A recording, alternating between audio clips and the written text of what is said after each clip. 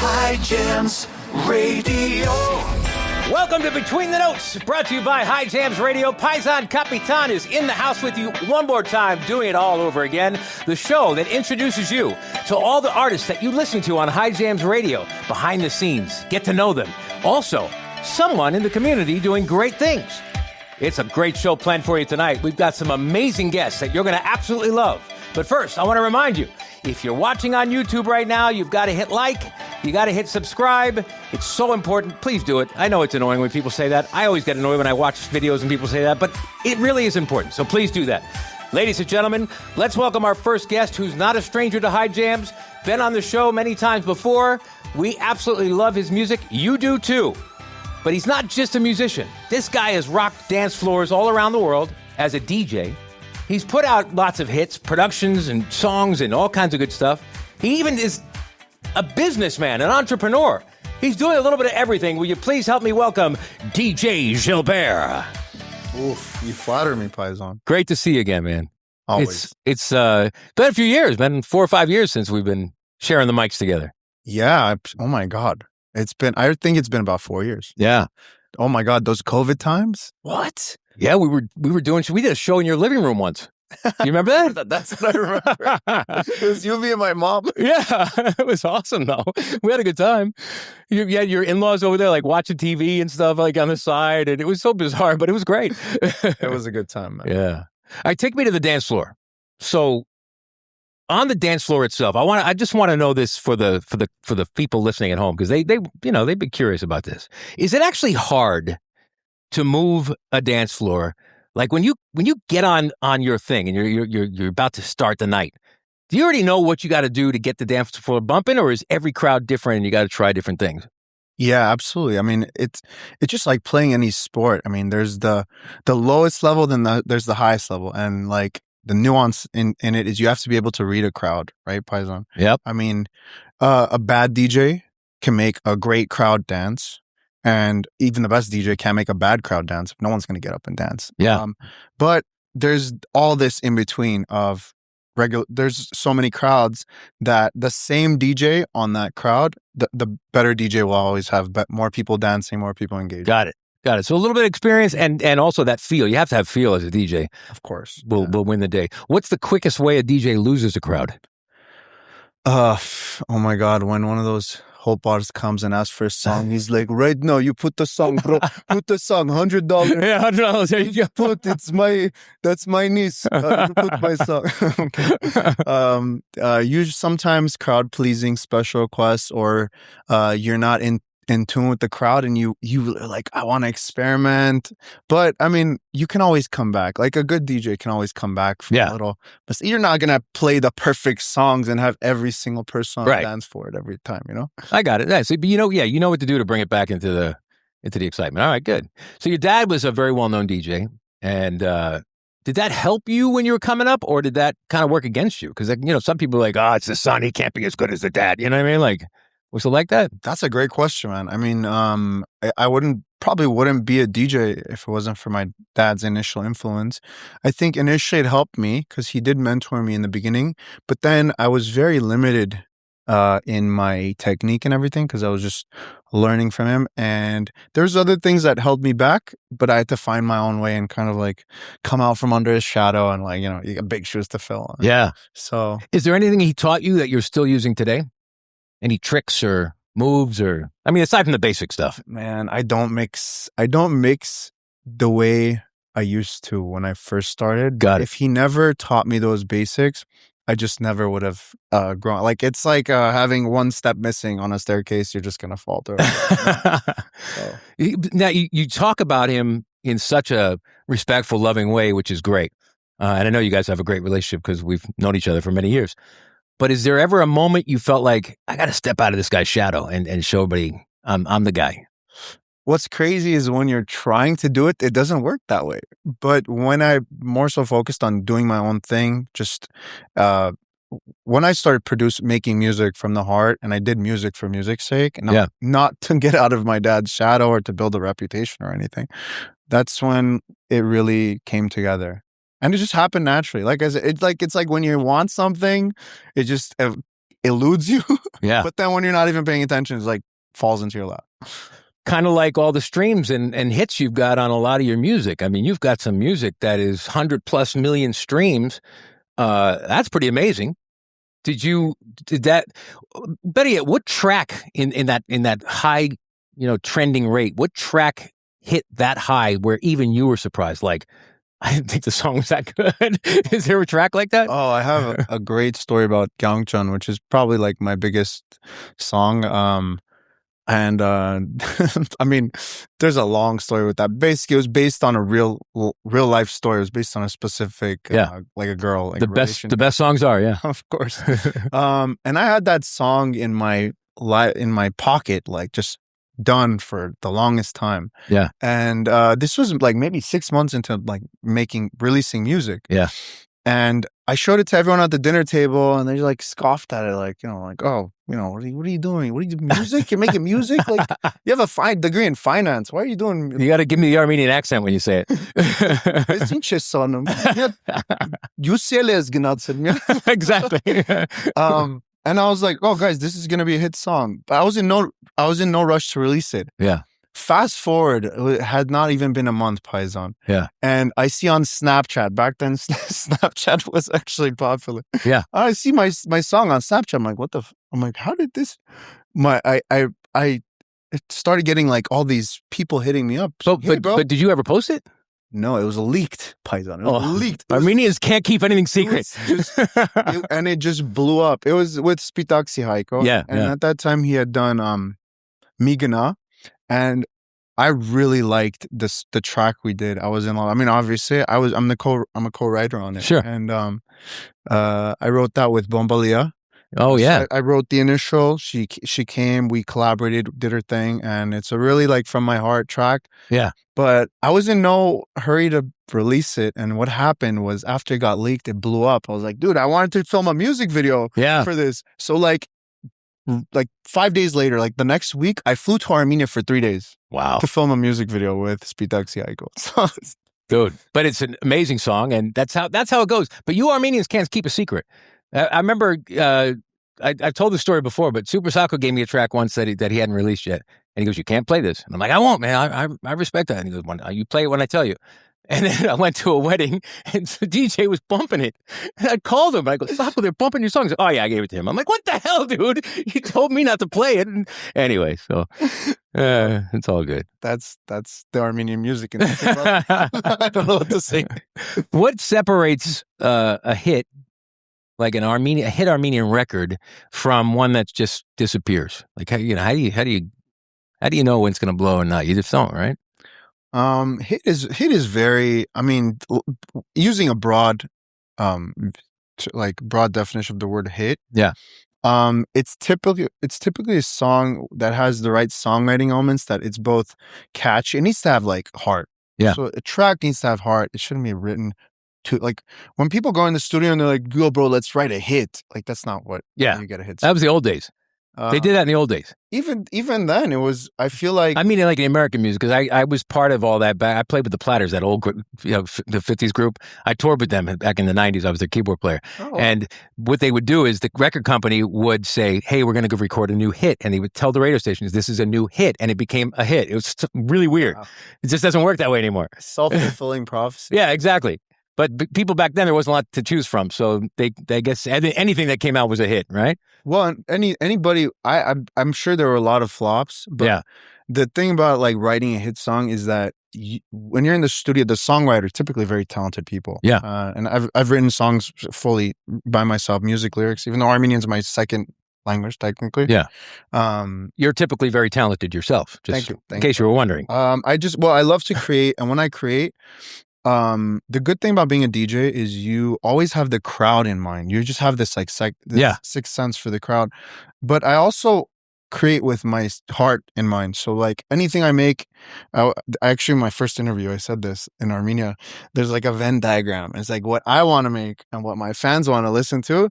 And I make right in that middle. In the middle zone, yeah. And when it comes from the heart is when it has potential. Because if it's based on what you feel, if you capture a feeling and you put that into a song, and, make it good, like decent at least. Yeah.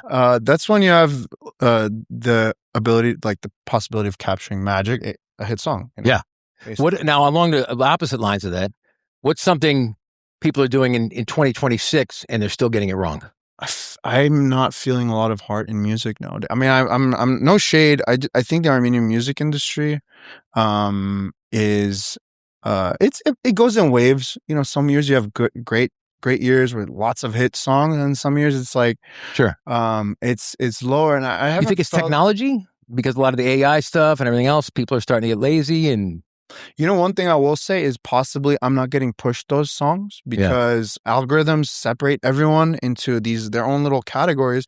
Then I might not hear these great songs that are coming out. But you said AI, dude. A lot of hit songs are like AI freaking influence. Tatul Sortis Banali jazz freaking AI version. I've been hearing that. Yeah, I've been hearing that. I'm like, that's insane. And I've you have to be aware of like what these tools, of course, and just tinkering with them, seeing what it's really just different now. Yeah. Well, how much a talented producer could achieve using a tool like that. Yeah. But at the same time, it just floods the market with so much volume. Yeah, it loses that spice of the talent and the creativity of a real human. Yeah. Yeah. I'm so back and forth on technology. I'm impressed and then I'm pissed and then I'm impressed and I'm pissed. You know, like it's a dangerous time, but you know, here's what it is. Tell us about Jack and Jill. You got Jack and Jill. Now, is that the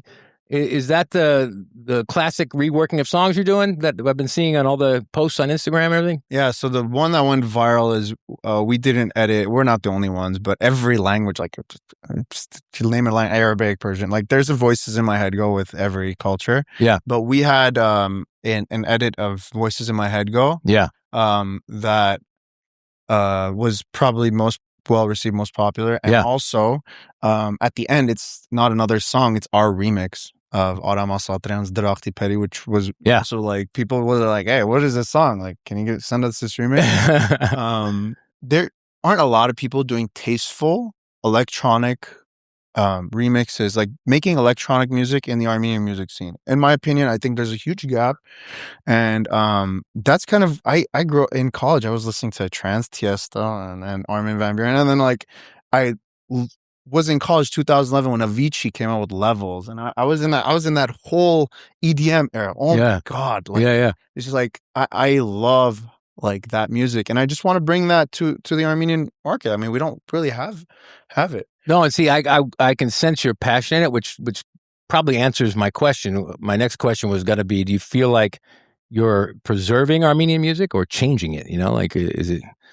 Well, one of my favorite movies is La La Land. Yeah. And in the movie, one of the characters says to the other character, Ryan Gosling. So John Legend says to Ryan Gosling, he's like, you're so stuck on old jazz.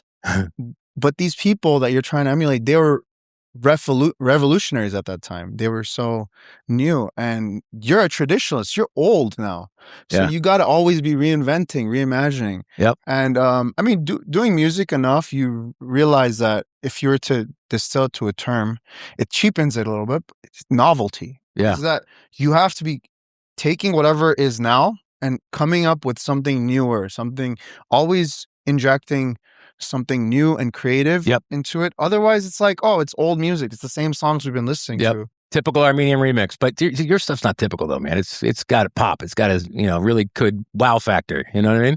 I appreciate that, Paisan. I see there isn't a lot of quality in our industry. There is a plenty. I'm not talking about art. Yeah, but there's a lot that isn't. I'm talking about, I've heard so many remixes on Instagram, on SoundCloud. Thing is, no one's really making great Armenian music remixes. I mean, we all know. Yeah. There are plenty of people, obviously. Sure. Could name, but I'm talking about overall. Yeah. Because there's isn't much of an incentive. Like, Armenian music doesn't have a huge financial incentive. Like, let's just say a big music artist in the American music scene, makes a song, tons of streams, brand deals, and then sells out a stadium or whatever, or does live shows, and he can recoup his thing. I've never made money on any of my projects on like the YouTube ad revenue. Like when I spend $10,000 on a music video, Yeah. Paisan, I'm not getting that back from my streams. Yeah. I'm never breaking even on that. But you create new art for the Armenian music scene. Absolutely. And it pays off in other ways. You get hired, you get booked, you get all that stuff. So exactly. Yeah, it's worth it. Not to mention you get to see your work publicized, making people happy, all that good stuff. And you get to hear it on High Jams. 100%. That's why I do it. And in just a minute, we're going to play Janna Janna, which I love. And we're going to play the video so everybody can see it. But before we get to that, real quick, tell me about this business. I didn't even know you were doing entrepreneur work, and now you've got a business that's blowing up. What is this? Dog food. Oh my God. Actually, speaking of Janna Janna, this ties in perfectly. Yeah. So 2018, Janna Janna was the year I did Janna Janna, I believe. And that summer, I had a 6-pack. Right? Yeah. So I got into... You still have a 6-pack. It's just hiding right now. It's just... Well, I had a visible 6-pack. Yeah, got it. I wish I could show you a photo. I could probably pull it up. But I did this I went with a trainer. And wait a second. Hold on a second. You know what? Sorry to interrupt you, but that's right. You just brought back a memory. Back in the day, you always were on social media with your shirt off. You were like, what's that actor that's always got his shirt off? The famous guy. He does the Lincoln commercials. Come on, you know him. A lot of them do that though. But he's always got his shirt off. I'm like, oh, here we go. And I'm looking at home, and back then I had a 1-pack. I'm like, put your shirt on. Anyway, sorry. Go ahead. When you got it, you got it. Go ahead. Sorry, random. I don't know if I had it off all the time. Long story short. All right, so in that music video. So I did 2-3 months of training with this trainer, and he gave me this diet plan. Yeah, literally 6 meals a day, which is a little excessive, but they're probably small meals, right? Yeah, like 6 ounces of meat, like not to think too much, like small, high protein meals. Yeah. And I was like, so what am I supposed to do with this? Can I take this to somewhere and have them maybe like, you got to cook it? I was like, oh my God, what? Me? Well, I can't cook for shit. Like, I used to actually like cooking. Feel that experience. And doing the meal plan, I stopped cooking after that. It's been like eight years since I've ever like made a passion dish. Yeah. And long story short, this business dog food, it looks like a dog food. Yeah.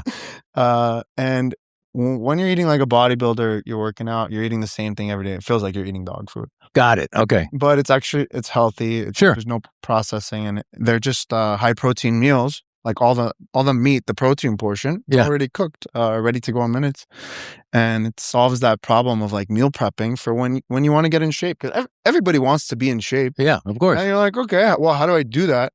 And it's like work out and eat well, and you realize like, dude, that's actually a lot of work. And eating well is the majority of it. I mean, obviously you need to work out as well, but eating well is the biggest part of staying in shape and keeping weight and losing weight and all that stuff. I learned that myself. I lost 65 pounds last year. So, jeez, bro. As you think about that, that's 6 bowling balls. Think of a 10-pound bowling ball. I was walking around with that, like. Dude, wow. I was like, you look different. but I didn't do it from, the shots and the surgeries. And I just changed my diet completely. And, I also stopped drinking, which helps. That's a big one. I used to pour that, we used to drink a lot together. It's the culture. It's the culture, man. Exactly. So listen, that business on fire. Congratulations. And I wish you the best in that. Janna Janna, we're going to play that real quick. Then we have another special guest we're going to be joined with tonight. I know everybody knows who she is. She's an amazing Armenian comedian, entrepreneur. She does all kinds of stuff from live skits and not live skits, but the memes and all that. And y'all will explain it, but she's an amazing Armenian woman. Janna Janna, real quick before we play it, you're on your knees in that video getting engaged. Are you engaged yet in real life? I have someone very special in my life. Sorry, man. I promise you no curveballs, but I just had to ask. I just wanted to see if the video came to life yet, all that. All right, good. You going to stick around for a minute? Yeah, absolutely. DJ Jilber is going to be back with us. Then we're going to be joined by Ruzanna Tovmasyan. Oh, love her. Don't go anywhere. Here's Janna Janna on Between the Notes, brought to you by High Jams Radio. Sup? This is DJ Jilber. Hey, baby. Maybe you could be my plus one.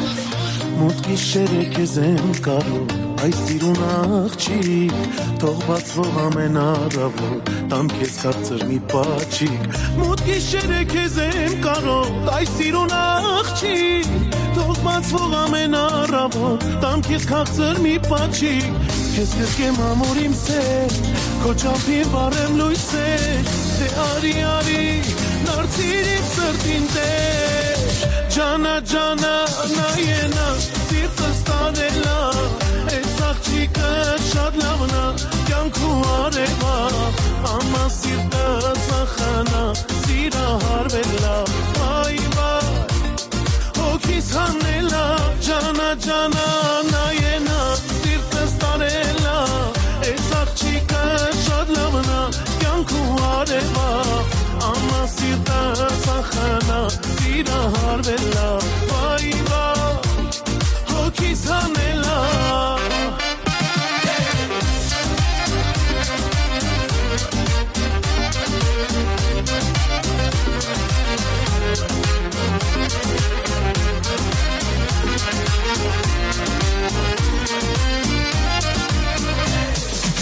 Յանչեմ դու ես իմ աշխարհում Քեզ նման չկա Քեզ նայելուց չեմ կշտանում Սիրով սիրտս քեզ վկա Յանչեմ դու ես իմ աշխարհում Քեզ նման չկա Քեզ նայելուց չեմ կշտանում Սիրով սիրտս քեզ վկա Խոսիր հետս անջիկա Խելքս միտքս դու տարա Մի թող քո սիրով Ես դառնամ խելագա Janna Janna նայենա սիրտս տանելա Այս աղջիկը շատ լավն է կյանքու արևա Ամա սիրտս ախանա սիրահարվելա Այ հոգիս հանելա Janna Janna նայենա սիրտս տանելա Այս աղջիկը շատ լավն է կյանքու արևա Ամա սիրտս ախանա սիրահարվելա Այ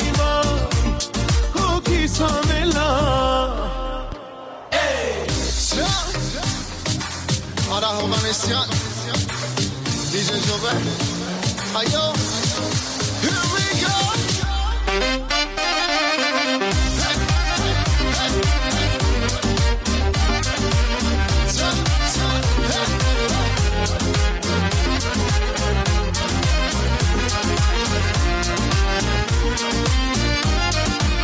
Janna Janna նայենա սիրտս տարելա Այս աղջիկը շատ լավն է կյանքու արևա Ամա սիրտս ախանա սիրահարվելա Այ հոգիս հանելա Janna Janna նայենա սիրտս տարելա Այս աղջիկը շատ լավն է կյանքու արևա Ամա սիրտս ախանա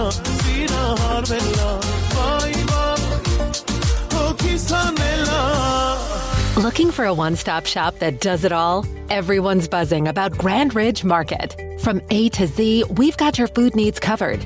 Craving premium meat? Our in-house butcher brings you the freshest cuts from around the world, even exotic selections. How about deli delights? Our deli is stocked with incredible cold cuts, fresh salads, and more. And don't forget the bakery. Every day, we serve up mouth-watering treats straight out of the oven. Need groceries? Our market has everything on your list. Plus, we've got an amazing selection of alcohol. Buy in bulk at nearly wholesale prices. We're conveniently located at 11118 Balboa in Granada Hills, just behind Trader Joe's. Stop by any day of the week or call us for catering at 747-239-1600. Grand Ridge Market, your Mediterranean one-stop shop. Grand Ridge Market, everything you need all in one place. High Jams. Welcome back to Between the Notes, brought to you by High Jams Radio. Paisan Kapitan in the house. And we are having a blast with DJ Jilber. Welcome back, my friend. What's up, amigo? Now listen, real quick, I want to remind you, you can listen to DJ Jilber on High Jams Radio. Where can you listen to High Jams Radio? On iHeartRadio, the only Armenian music channel 24/7 on iHeart. And if you have trouble finding it because it's confusing, just go to highjams.com and hit listen. Takes you right there. Easy. All right, before we bring in our next guest, tell me this real quick. Name one popular song that came out in the last few years that you wish you dropped. I actually heard this one before it dropped. It's not a dance track. It's Ottoman Cheek, Tovmasyan. I heard it in the studio before. Yeah. And he was actually trying to decide between 3 songs. Yeah. And I was like, bro, I was like this. Well, I was with Laz, who's one of the producers. He's a good friend of mine, Lazaro. Shout out. Yeah, all good. And I was like, bro, that's the one. He ended up doing it. It's so good. It's probably going to be my wedding first dance. Nice. All right, good. I like it. Yes. Ladies and gentlemen, let's segue over to our next guest. I'm very excited because this guest, I've been trying to get on this show for what it feels like years. It hasn't been that long, but, we finally connected. She's finally here. She's a comedian. She's a singer. She does spoken word. She does, online skits. She does theater and improv, and she's also an entrepreneur and a very good representation for Armenian women in our community. Will you give it up for Ruzanna Tovmasyan? Hello. Hi, thank you so much for that beautiful intro. Wow, It made me sound really cool. But you are really cool. It took forever to get it here, but I'm glad that we made it happen, and I'm honored to be on your show. Thank you so much. You're the best. So tell us, let's dig right into the comedy side of things. Your first comedy gig you did happened to be warming up for Jack Jr. I don't know how that happens. That's pretty amazing. Oh, I have an incredible story about that. Yes, I would love to tell it. You go ahead, tell it. Yeah. So I started doing the skits, honestly, because I was bored and I was avoiding my responsibilities. And I just made it for myself because I'm an actor. Yeah. And they started going viral, and it was 2021. Yeah. And then my followers started growing, and they started harassing me to make more, and then harassing me to do stand up. And I was like, I'm not a comedian. And then it kept happening and happening. I was like, maybe is God in this? Why do so many people keep asking me? I was like, okay, well, instead of just shutting it down, let me pray about it. Yeah. But I was hoping that if I pray, it wouldn't get answered, so that I could be like, look, I prayed. Yeah. Nothing happened. So therefore, I don't have to do it. Yeah, but God don't work that way. Yeah. And so I prayed, and Jack Jr. and I had just randomly followed each other. We have never talked. We're not friends. We don't know each other. Yeah. So I throw out the craziest prayer I can think of. And I said, God, if you want me to do stand-up, love this. Tell Jack Jr. to message me and ask me to open for him. Ain't God good? We've never talked. I love it. 3 hours later, he messages me. He's like, hey, you want to do 5 minutes on Before my show? Yeah. And it was at the Haha Comedy Club. It was like one of his regular shows. And I was like, so what are you going to do? Say no? You just told God you would do it. Yeah. So I think it's like November of 2022 now. And it's like days before the show, and I'm like, I'm gonna ghost him. Like I can't do it. And I was freaking out. But were you writing stuff and you had something? Like I don't know how to write jokes. Yeah. Like this was all just like new for me. So I get to the point where I'm like, okay, your face is on a bunch of posters. Like you can't not go. People have bought tickets. Yeah.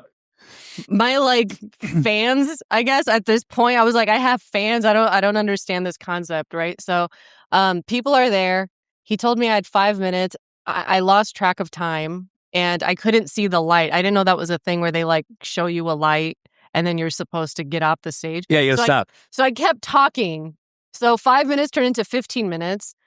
And then I get off, and I was like, one of my favorite comedians was there and saw me, Max Amini. Okay. And he gave me this big hug. He's like, if you want a future in comedy, you could definitely do it. Like, you have the gift. Like, if you were able to do that for your first time ever, you can do this, because no one usually does that as their first time. I'm like, well, I've been on stage since I was 11. Yeah. I did theater, and I was a speaker, and I've done stuff. You're not scared to perform, just this was different. New wheelhouse. I'm like, I just don't know what it means to do stand-up. I have no grid for what that even feels like. So when I was on there, I'm like, okay, I like this.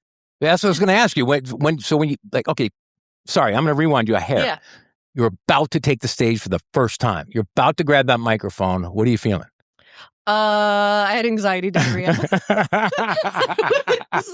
I was going to throw up. It was both sides. It was just, maybe that was too much info, but I was like gonna die. Like that's how I felt. And this room was spinning. And then I'm like, okay, worst case scenario, you don't do well and you never try again, but you tried. But you tried it. You could say you did it. Yeah. Okay. So now you're on stage. You're dropping some of your jokes. Yeah. When was the moment when you said, "Oh wow, I can do this"? Like, was it not until after, or was it during the show? No, it was during the show, and people were just like really laughing and enjoying it, and I was enjoying it because they were enjoying it. Yeah. There's something about like when you create something, and I'm sure you feel the same way. Yeah. Where you create something, and people enjoy something that came from your head, right? Like you made up something in your head, and people are enjoying it. And you're like, this feels very fulfilling in a different way. Kind of how when God creates things, he saw it and saw it was good, right? There was a fulfillment that God felt. Yeah. Right. And I love your faith. It was, thank you. And it's kept me going. Yeah. So I had that moment, and then I had hecklers. People are the first show? First show. People are interrupting me. And what they don't know is I have 8 brothers, and my mom has told me, like I got a big mouth, essentially. Yeah. And so I'm like just like trying to like throw these punches. I love it. We're going to play a clip of you later where you had a couple of people that were just kind of not in a good place, and you put them in their place. And I love that. And it was fun. The thing that I realized is a lot of these hecklers, they were like my biggest fans. They're like, I just wanted to be involved. You know? Thanks a lot, buddy. And there was this one guy, I nicknamed him Gago because he was just such an Armenian face. Yeah. But his name was Edgod. And him and his wife were really big fans of mine. And I was like, this is cool. Like the fact that anyone would call themselves a fan of me felt humbling. I would like cry all the time whenever anyone would tell me that. Yeah. Because it just, you're like, I don't know.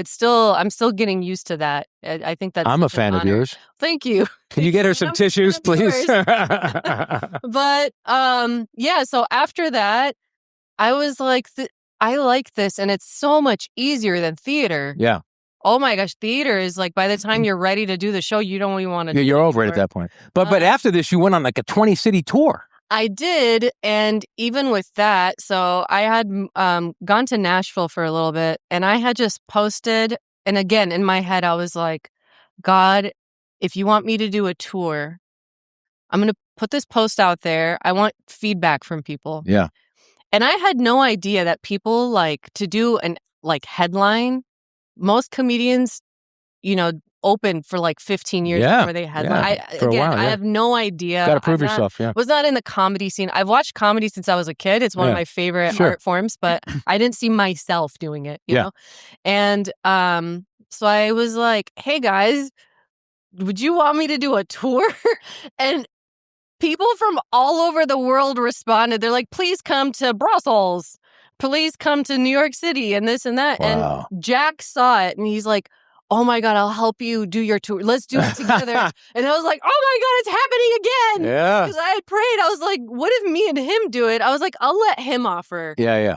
So then he offered, and then we just built it together. We called it the Baklava Comedy Tour. That name didn't really stick, so we just called it the Armenian Comedy Show. Nice. And then went to a bunch of different cities in America. Also went to Canada. It was so fun. Yeah. I had so much fun. So I did stand-up one time, and then I learned how to do stand-up while being on-job training.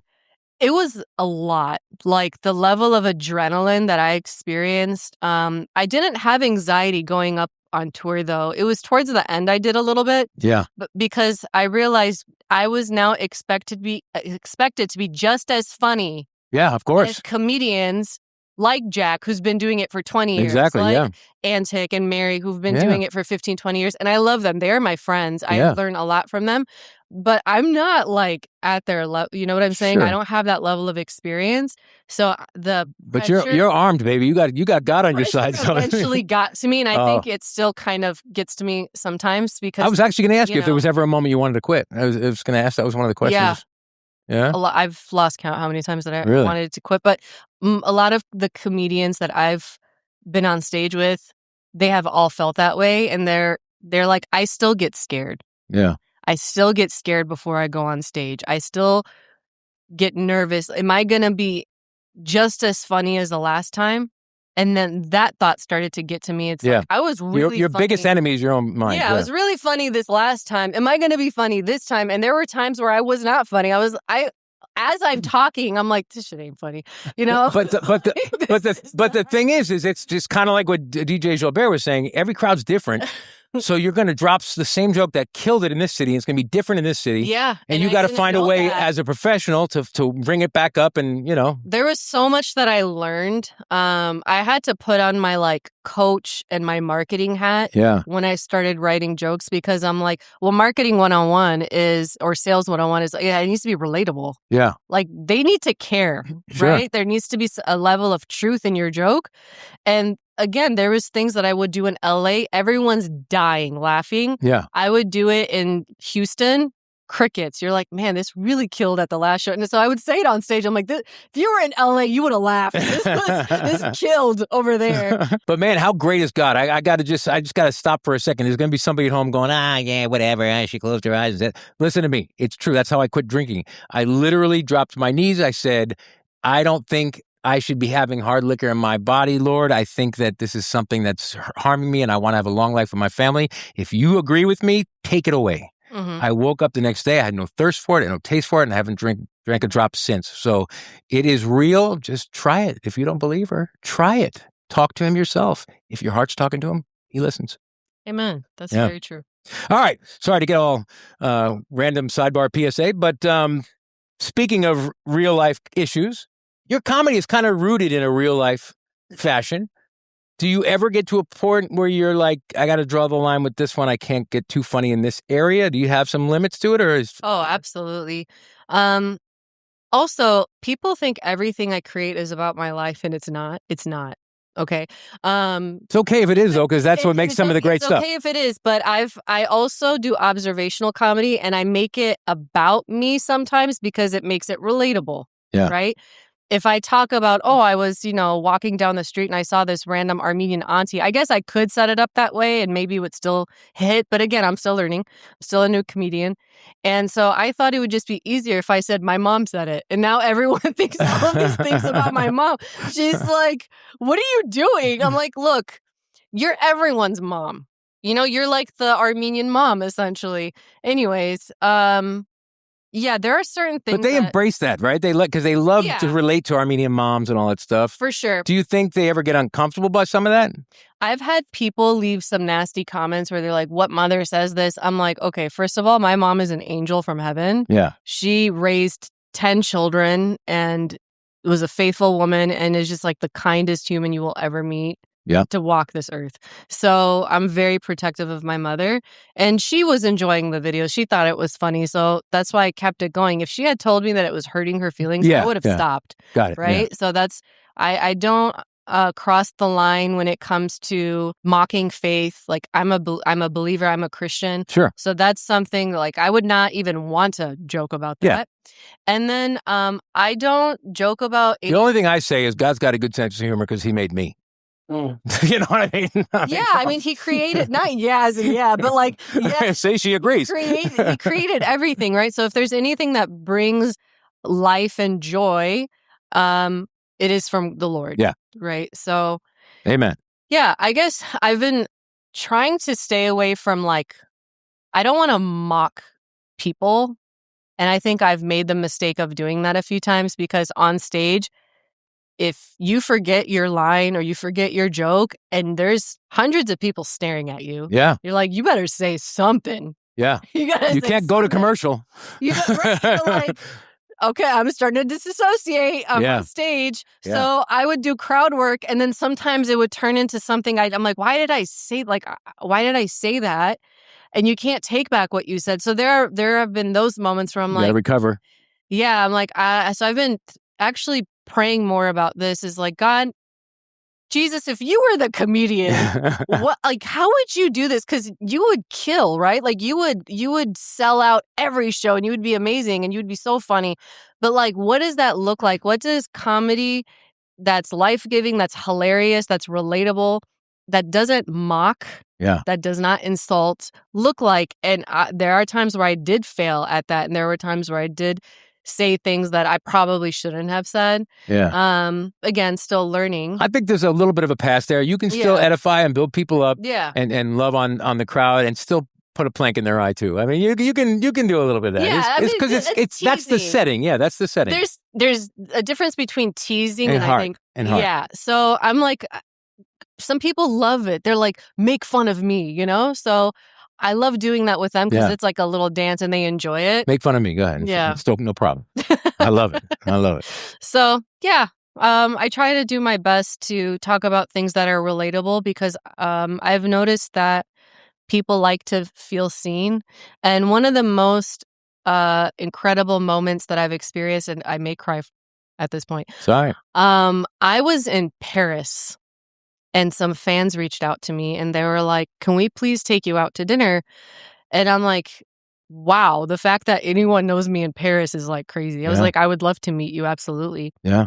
And she's like, the reason why I wanted to meet you is because my mom and I bonded to your videos before she died from cancer. Oh, wow.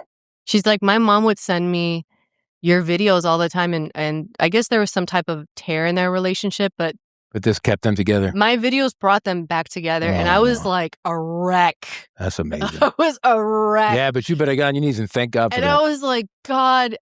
And, you know, she's not the only one that's told me something like that. There's been multiple women that have come to me and they're like, this reminds me of my mom. It was healing for me. I've had so many testimonies. It was especially in 2021. I had messages from men. They're like, I haven't laughed since the war. Wow. That's beautiful. It was their dad's 80th birthday. And they're like, we gathered around the TV and played all of your videos at his 80th birthday celebration. And I'm just like, what? Like, I didn't think people cared. You see the likes, you're like, oh, okay, people liked it. But you don't think about like the conversations that they're having and the joy. And I don't know. I think that was the reason that I kept trying and kept doing things. And a lot of the skits that you used to do a lot of, and by the way, one of my production assistants told me earlier, please tell her, please do more skits because she loved all those things you did. But a lot of the ones that you would do, same thing for me. I'm an Italian in the Armenian community. I would watch stuff and it would make me laugh and appreciate it because I watched it. I'm observing it in real time with my Armenian family and people we hang out with. Some of the stereotypes on the moms and the grandmoms, the tatiks and everything, and some of the things you would do and the glasses and all that stuff. I would cry laughing because I witnessed it recently with, my wife's family. And so great stuff. Thank you. I understand what you're saying because I release a lot of content and you always think it's just somebody does a quick like.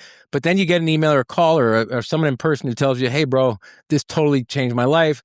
And you're like, wow, I got to take this a little more seriously because I've been half-assing it thinking, whatever, I'm just trying to trend and realize it actually does affect people's lives. Yeah. And you know what was the biggest impact for me was how people related to the videos and then they would let me pray for them. Yeah, I love that. I can't tell you how many people were willing to let me pray for them. And then there was, a few girls in Paris where they were atheists and they were like, I don't really believe in God. And I'm like, okay, well, can I share about Jesus to you? Have you heard of what the gospel is? Do you know what that means? Yeah. Do you know what the good news is? And they're like, no, but you could share. So I share the gospel with them. They let me pray for them. And she's like, I will open my heart to God. And if he wants to talk to me and reveal himself to me, I'm open to it. But I'm only believing it because like you're the one telling me. Yeah. And I started to think about that. I was like, there's something really powerful about art. Yeah, it's a great ministry. Whether you're making music, you're making comedy, whatever it is that you're creating, when people like what you're creating and it's relatable and they bond to it and it's created a joyous moment in their life, your words have so much authority in their lives. Yeah. And I'm very thankful to God. And there's a reverence that comes with it too. We're like, I don't take that lightly. Yeah. So may God help me to create more skits that people enjoy. I kind of took we touch and agree. We touch and agree. I took a little break because I was just burned out. But that's all right. Yeah. Yeah, it's coming. It's coming. I love your faith, and I'm so glad you're sharing it. And we're a Jesus show. I always tell people all the time, we're not ashamed of our Lord and Savior. So Do it, baby. Do it. And now, speaking of, one of the things you've kind of stepped into a more of a entrepreneur role, and you've got a marketing business. You've got some really successful things you've done with other people, helping them. I believe you've helped people earn millions of dollars in some of their work. Tell me about that a little bit before we play your comedy skit. Oh, okay. Thank you. So I actually started this business when I was 27. It was way before I even thought of comedy. Yeah. And so basically I help people take the knowledge that they already have, what they're already good at, and teach other people how to do it. Yeah. So if you're a DJ, for example, you would help up and coming DJs who don't know anything. Yeah. And you would charge them to join your academy and then market it and make sales. So I was working with a lot of speakers and authors and different types of teachers where they had this message, but there was a gap where there was no mentorship that people could get from them. Yeah. They either had books, but there was no course, or they had a course, but there was no way to commune with this person. It was just videos that you watched, right? So I would come in, I would take their content, build out the script, a production company, we come and film it, I produce and direct, and it was a done for you start to finish. I honestly stopped counting how much money it made just because I got a little overwhelmed. Yeah. But I've filmed over 40 courses at this point. We have well over 40,000 students that have enrolled into something that I've built. That is incredible. That's about five years worth of work, and it started off with word of mouth, and I didn't know anything about marketing. I did things I didn't know how to do. I was selling packages for stuff I was learning how to do in the moment. Yeah, you're doing it on the fly, yeah. And it worked out, and I prayed. I was like, God, help me to understand marketing and be the best strategy person ever for this. And I just started getting ideas, and I started doing this before Instagram was Instagram, before it was the way it was. Yeah. You didn't have You had little carrier pigeons coming and taking messages, and there was we didn't even know what an algorithm was. Yeah. When we were selling this stuff. So we had to sell these things, these courses, without the way organic content works now. So you are an amazing woman. Do you know that? Thank you. I mean, you really are the full package. I appreciate it. You're beautiful, you're talented, you're funny, you're smart, and sounds like you're rich. Not rich yet. God willing. That's all good. But thank you so much. I love that. And there was some things you said tonight that I actually didn't even know about you. And I feel like I got a really great full package. And most of all, I'm excited about your faith. Can we play this? It's kind of like a bunch of little clips of you in action at the comedy clubs. Sure. It's kind of cringe for me to watch myself, but yes. Well, let's do it anyway, because it's so much fun, and I want everyone to hear how amazing you are. And then we'll come back more with DJ Jilber. You got to talk. I got to hear you. Yes. Oh, I thought we were doing the whole camera thing. Oh, yes. Yeah, a lot of people don't even... Yeah, there are people that actually just listen, too. Yes, I'm here. What's up? This is DJ Jilber. And, of course, the beautiful Ruzanna Tovmasyan. Yes. Why do I use that accent? I don't know, but it's fun. Yes, all right, we'll be back in just a second, right here on Between the Notes, brought to you by High Jams Radio. Sir, you look like you're not having a good time. Looks like. I'm sorry, I'm not funny enough for you. You're not laughing either. Are you guys together? Did you come together? Brother? Not together. Relax. Are you normal? I'm not gay. How could you? Who's older? You're older? He's older? Yeah. You look older. You're older? You got good hair, man. My friends invited me over for dinner. There was no food. And there was no seasoning to be seen in sight. They boiled some chicken and handed it to me. I was like, what is this? What am I supposed to do with this? And, I went into the kitchen and Armenianized it and added some flavor. You go to an Armenian person's house? Bro, buffet. Khorovats, every style. Dessert. You get a 5-course meal, and then they put you a to-go-away box, and then you send it home. And then they call you the next day to see if you liked it. Armenian moms are so dedicated to getting their kids married. I think all immigrant parents do this. If you do not get married, I will not get married. Why? I got the rest of my life to be the first. Is that too real? My parents still don't speak English, man. My mom, she's like, I speak perfect English in my mom. And my dad, very broken English, but you know what he would do? He would drag me with him to the bank at like 6 years old to translate documents. I didn't know how to read yet. You know what I'm saying? And then we would go to like, you know, car dealerships together, and he's cussing the guy out, and he's like, translate. I don't think I can say that, Dad. Immigrant parents are something else, man. They will do the most ghetto things. Wash Ziploc bags, reuse them. Disposable forks, you know. One time I opened it and it was in the dishwasher. What are we doing? Because the dishwasher is a dish rack, right? We're not allowed to use that. One time I made the mistake of having a diary. Swear to God, this is a true story. I wrote in my diary, I was like, man, my family's driving me crazy. They're so stupid. Why won't they leave me alone? And the next day I turned the page and they wrote me back.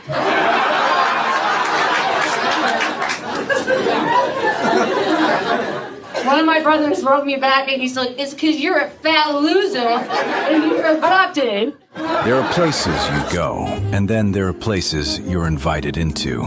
Welcome to The Reserve, Los Angeles' private, members-only luxury cigar lounge and car vault, where discretion meets distinction. Behind closed doors, a select circle gathers, surrounded by rare automobiles, refined conversation, and an atmosphere designed for those who expect more. Inside, you'll discover one of the most thoughtfully curated cigar collections available, featuring exceptional blends from around the world, selected for those who truly understand the craft. The Reserve is where luxury brands align, high-level clientele connect, and where every detail is intentional. And for those seeking an exclusive, one-of-a-kind setting for your next event, we invite you to connect with us and experience The Reserve. Now booking at 213-889-8888. The Reserve, Los Angeles.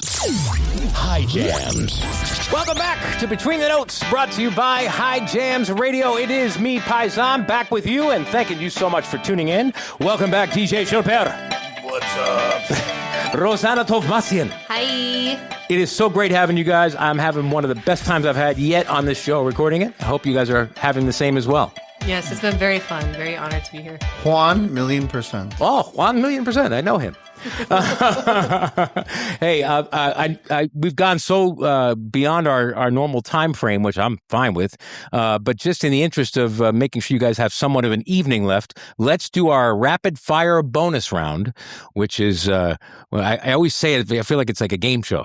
Now the rapid fire bonus round, but it's not. It's what I'm going to do is I'm going to quickly throw one thing out to each one of you, and you guys give me the first quick thing that comes out of your heads. It's nothing major. You'll love it. All right. So DJ Jilber. Yes. What's a song everyone loves, but you're sick of playing? Oh my God. How do I not offend my friends? Sorero.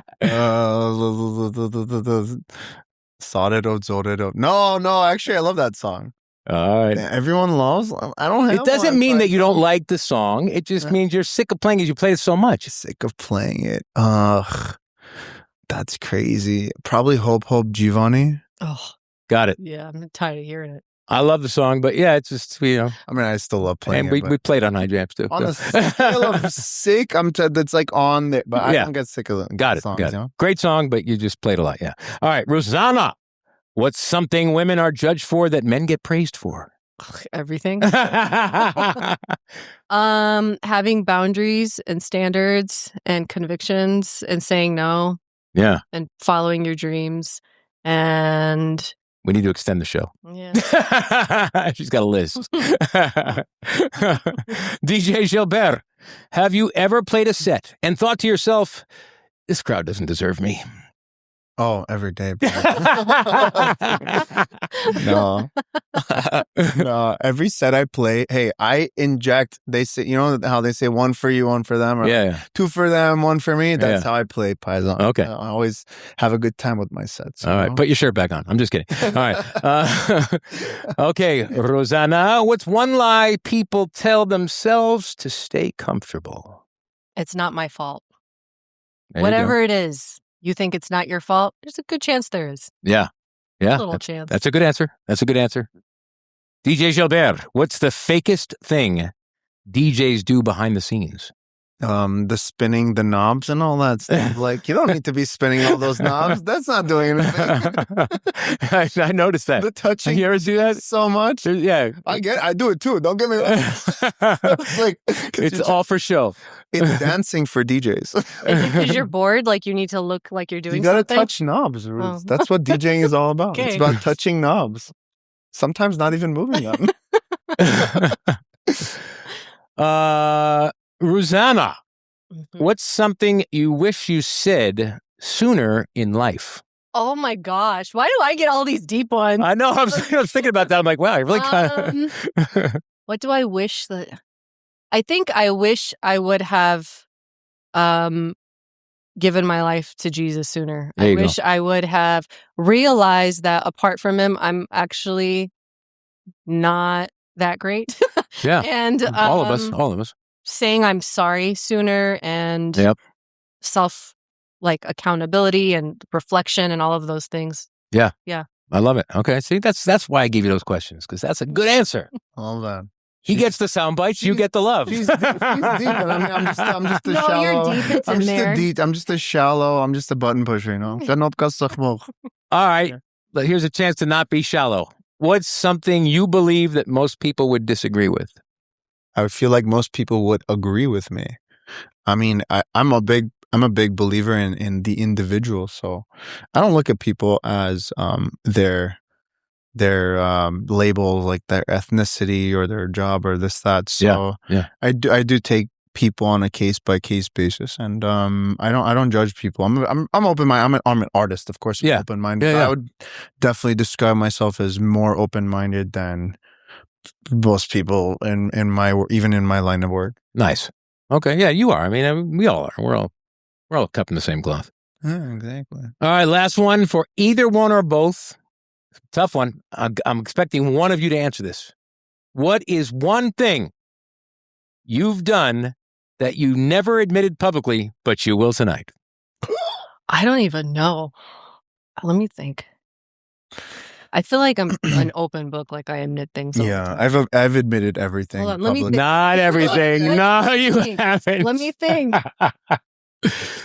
It could be anything from a deep, dark secret. It could be a secret hobby you like. Maybe DJ Jilber secretly goes home and he does knitting until 3 a.m. Anything, something that no one would ever know that you never admitted, but now you have a chance to, one of the things about being a Christian is, confessing. I love cartoons. Yeah. And there will be days where I will cancel plans and not go anywhere. So you can watch your cartoons on a Saturday morning and eat cereal, and like old school cartoons like Gargoyles. Yeah. Good stuff. So I don't know if that's not much of a secret, but that's good. But that's the only good. thing that came to my mind. I like it. Think of anything. All right. Damn. You gonna tell us about your knitting, or are we done?